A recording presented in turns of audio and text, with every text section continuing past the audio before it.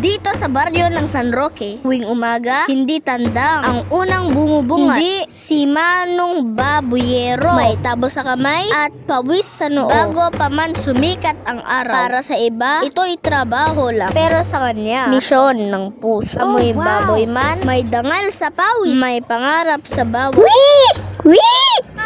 alaga. Ang magbababoy, hindi lang nagtratrabaho, lumalaban sa bawat kilo ng baboy, may kilo ng sakripisyo. Sa bawat pawis, may halong asa at dasal. Ngunit sa likod ng halakhak, may luha din na hindi nakikita. Kapag mura ang bilihan, parang lumiliit ang mundo nila. At habang tumataas ang presyo ng feeds, ang kita naman nila ay pababa ng pababa. Get out! Ngunit hindi nila iniwan ang babuyan dahil alam nila kung hindi sila, sino pa? Hindi nila hinihiling na maging milyonaryo. Ang gusto lang nila, mabigyan ng halaga, suporta at pag-asa. Ang amoy baboy para sa iba ay dumi, pero para sa kanila, amoy buhay, amoy pangarap. Melong talagang amoy dahil sa likod ng kulungan may mga pusong marangal na kahit lugi, hindi sumusuk. Ito si EJ Pogi reporting.